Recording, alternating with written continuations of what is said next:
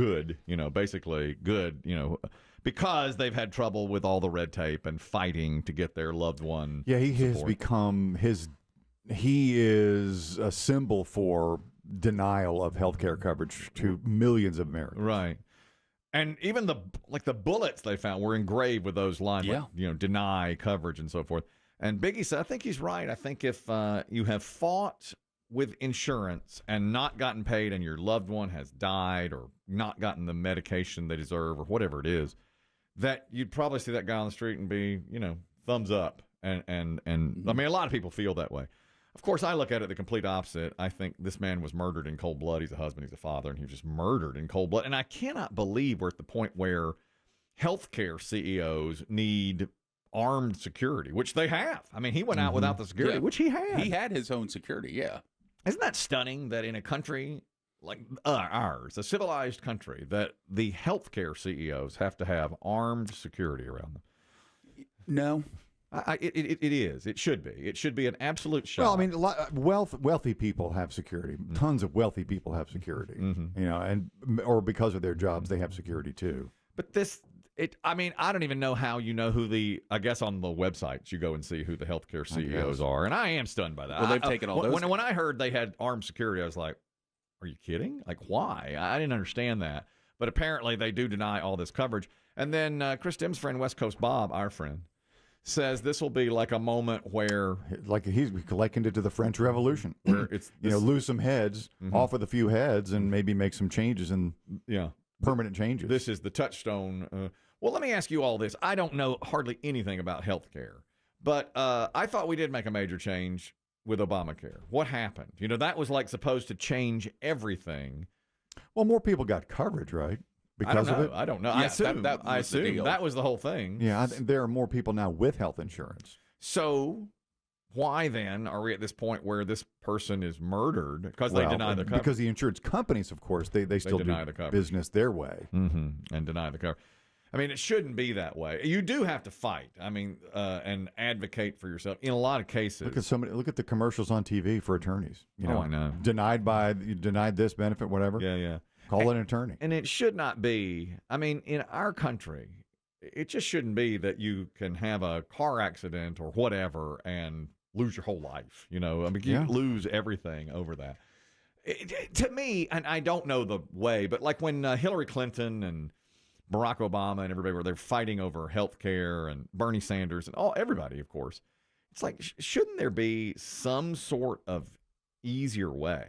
Shouldn't there be an easier way, but apparently there's not, because everybody seems to try. Yeah, I mean, it's complicated. There are countries with universal health care, but I've never lived in one, and I don't know what the actual day-to-day ins and outs are of having that sort of coverage.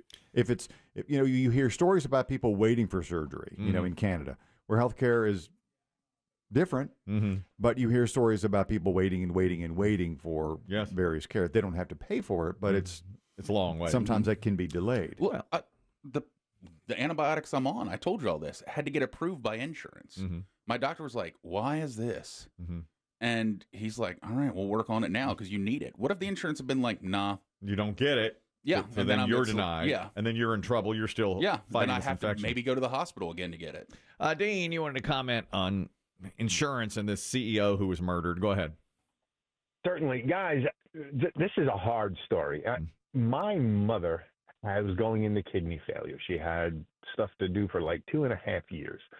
The doctor said she could get her kidneys replaced, but she had an artery on her heart that was enlarged. Now, this is where the insurance company kicks in.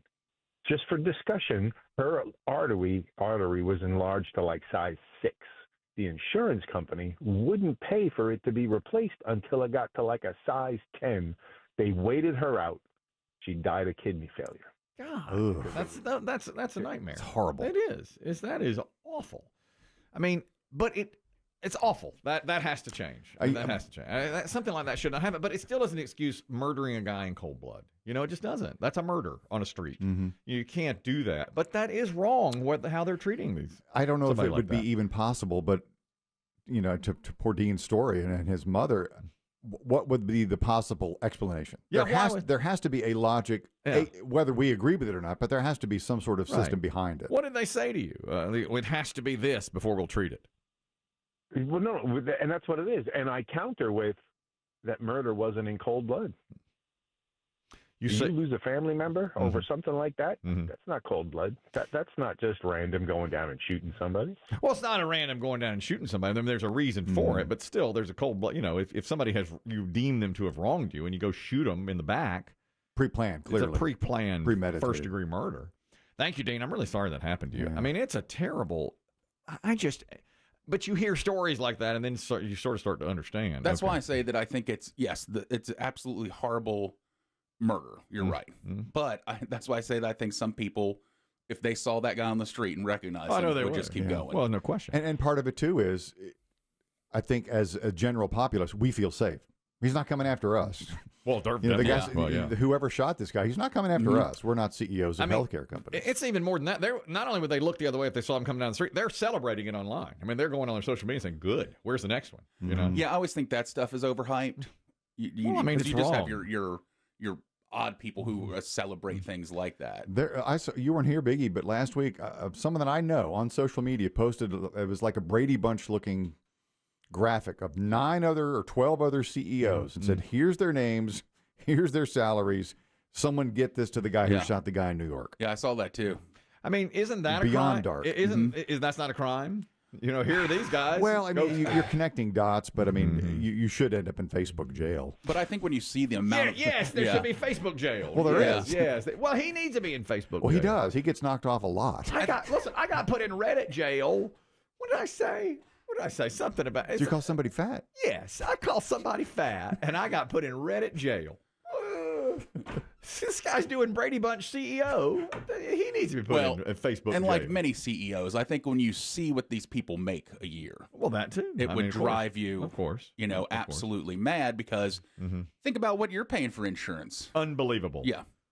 Unbelievable. Yeah. Were you here when BB Shea honey trapped me? You were.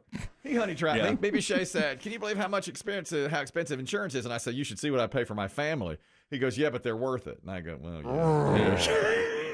Yeah.